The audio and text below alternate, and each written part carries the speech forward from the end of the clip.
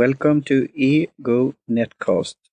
I am Martin Lindeskog, and today I'm talking to Addy Saucedo, and this is a new segment called Ego Search. And we'll start out with this Ego Search I did. First, hi Addy. Hi, Martin. Thank you for having me.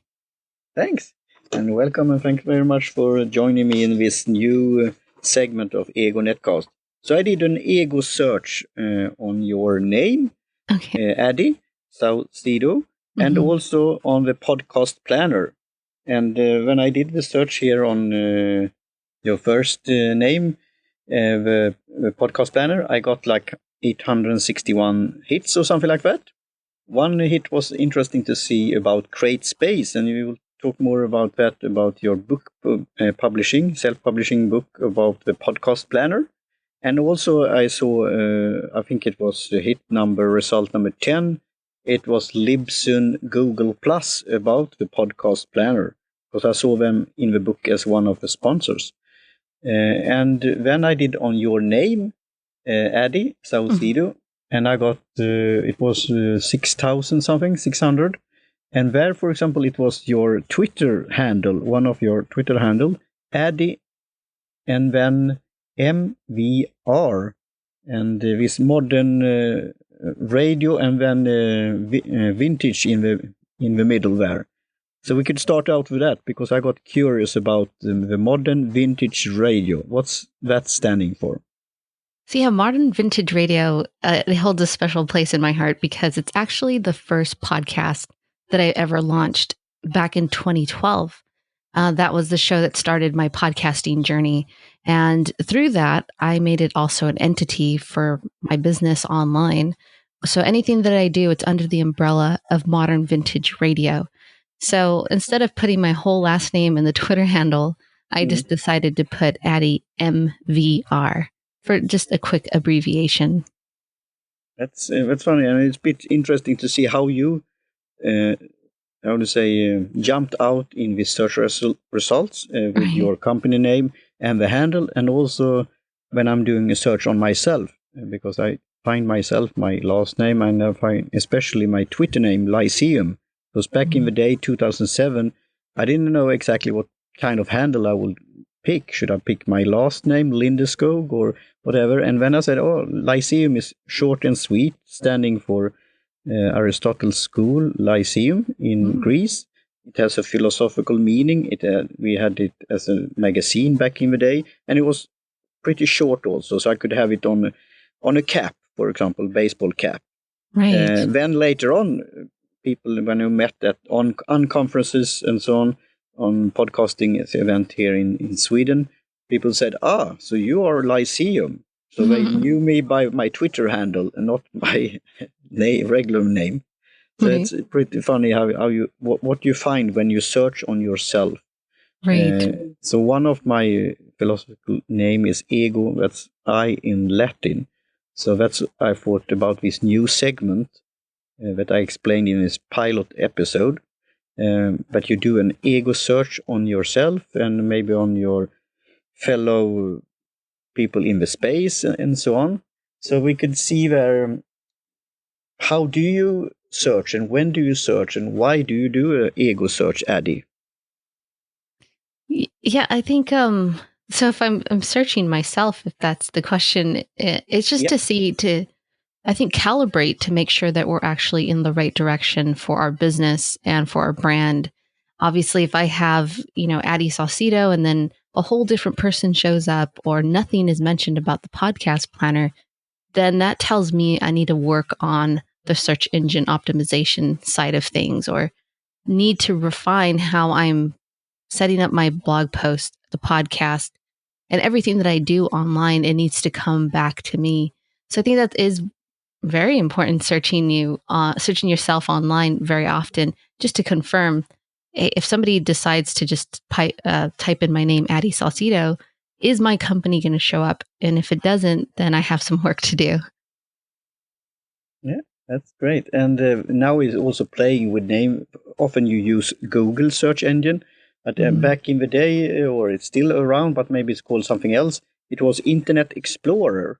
So when somebody searching on your name and the podcast planner, your great tool and book, what do you want them to see? What's your so-called unique selling proposition or value there? So what do they want you to explore when they search on your product here, the podcast planner? Yeah, I would like to see that they see the podcast planner first and foremost. And when they click on that, I want them to see that it's a package for you to get your podcast started or to refine the podcast that you already have. Because I have quite a few customers who said they stopped podcasting, but they want to get back into it on the right foot.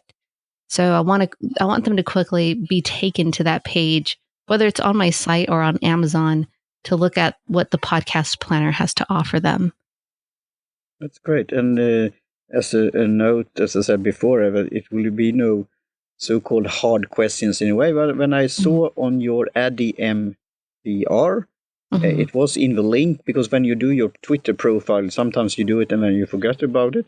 And then it was saying the podcastplanet.com/podcast, I think. And when I clicked on that, I came to your site, but it was, it sounded like 404 or something like that. But I could have clicked in the wrong way. But what I like with your site, it's very easy to navigate, and it looks neat, and you want to stay there. And you have done it in a very great way in the layout and so on. So, yeah. Thank you. Yeah. So we will take another search engine here that I often use with the privacy, called DuckDuckGo, because then you could find some other results. So do you have all your ducks in a row, Addy, when it comes to the podcast planner? I must say I'm very impressed with your work. And first I was thinking, okay, do I need this kind of book? And then I got it, and then I got the PDF, and now I will do a journey here, being transparent and open, and talk about, even if I have been podcasting since 2006, I have lots of more things to learn. So your tool and guide is great help there. Oh, so, thank you so much. Have you been thinking about that? Because I like your style with the newsletter, and that you could, a call to action that they could reply, and also that you are written about in an open way in your blog post. So what kind of ducks do you have in a row, and what kind of ducks do you want to place in the right order, so to speak, in the future? Yeah, so I think the one thing that I always think about is this valuable to my reader and to my podcast listener? Because the one thing I don't want to do is waste your time, right? So I want to make sure that I'm coming in at a value giving proposition when it comes to either the podcast, the email newsletter, or even social media. I want to make sure that I am giving you information. I'm inspiring you. I'm giving you tips and tricks when it comes to podcasting, or just getting the confidence to podcast, because I think that's a big part. So I would say that's my first duck, is to always have my listener, my audience member in mind first before anything else. And then that's where I trickle in, this is why I want you to listen to this podcast episode, or this is why I want you to read this, because it helped me and I think it will help you. So that's my second duck, is how is this relevant to them and how is it relevant to me? Because that starts to show a personal standpoint, that I am on the journey with them, that I know what it is to be a podcaster and be a little scared or be stressed about the whole process. Yep. So that's my second duck. And then my third duck is I want to make sure that we have to take action in some form. You mentioned the newsletter. In the newsletter, I always do a strong call to action, which is what I call is daring is caring. So I dare you to do something only to move you forward in your podcasting journey, whether it's to reply back to me, or for you to record a short audio snippet, or to send your own personal. We're working on this podcast compass right now. One of the calls to action is to go over to the Facebook group and ask for feedback if you need that feedback. So this is all to move forward. So the calls to action, that's my third duck, is that there are also calls to action to move you forward in your journey, not just always to go buy this or go check this out because it benefits me. I want it to always be an action that's moving us forward together. It's great. And did you have any, when you started this out, because I mean, this podcast movement and the whole community is pretty big, and it's space for plenty of fellow podcasters. But did you feel anything when you did like a SWOT analysis or something like that, that people who have been podcasting for a long time or big A podcasters' names and so on, did you have any so-called hesitation, or had your compass already from the beginning? No, that was built over time because going back to modern vintage radio, that was back in 2012. And if I had stuck to that whole plan, and I actually had the plan then, I probably would have been podcasting consistently for the past 5 years.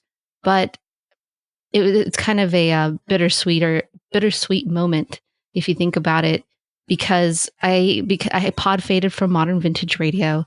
I wanted to get back to it, but just couldn't find what exactly my calling was, or how to niche down, how to have a plan so that when things, life situations happen, I can go back to the podcast and continue the show. But I didn't have that backbone, which is why I started creating little templates like the podcast compass and the podcast planner. Actually, the podcast planner came first, and then after having some feedback, that's when the podcast compass came to place, because I felt like it was too basic, but it's also very valuable information for us to turn to when the going gets tough, or we're just having some hard moments when it comes to creating content. Why am I doing this podcast? So that's what the podcast compass was built.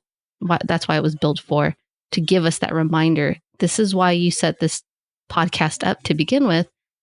Continue that journey. And if we need to pivot, then we can, but we have that reminder. That's great. I mean, I could relate to this with this fading and then coming back, but not losing it. So it gives me fuel for my soul here. So thanks, Addy, for that. Is that podcast compass? Is that like your magnum opus? And that play with word with the browser called Opera, the Norwegian browser, but that also have a VPN client. Was this compass the big aha moment for you? And this is like I'm relating to the My Worst Interview Ever by Tim Sinclair. It's a series on what you learn from your mistakes. And he's CEO of Ringer, and we are using Ringer app here for the recording. So what was your magnum opus that you said, wow, I got it here? It was 2015, the end of 2015, when I realized I was starting to build a small system without even knowing it of, okay, when I plan a podcast episode, this is the format. Here's this one template there, and then create a template here.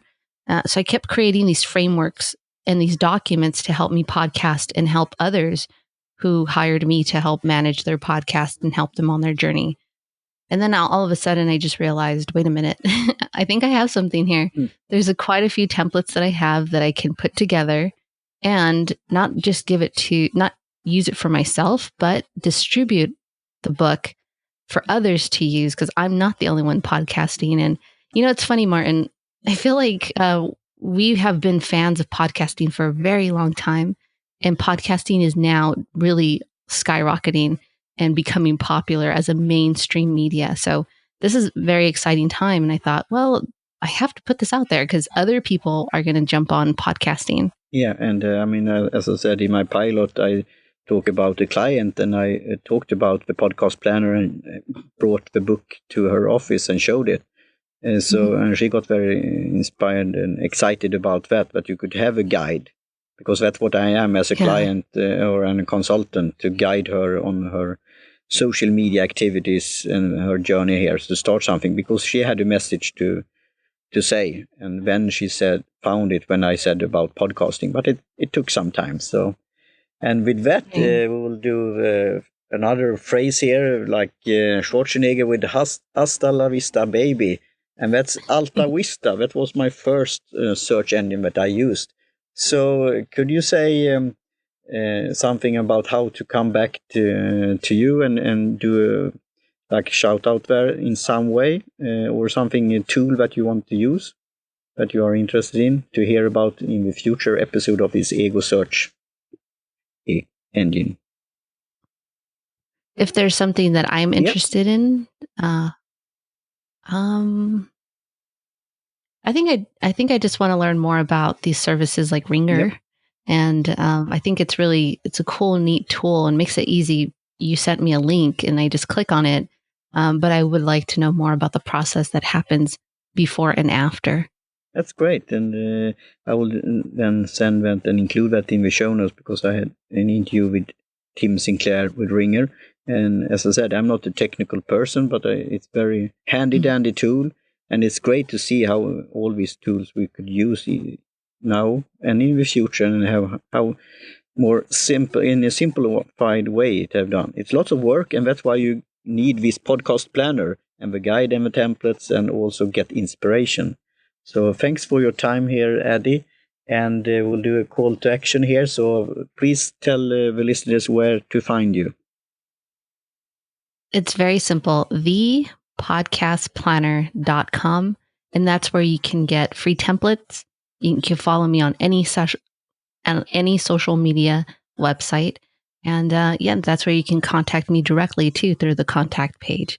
So that's thepodcastplanner.com. Great, Addy. And please, listeners, do an ego search on yourself, your name, and your company. And you could do it also on Addy and myself.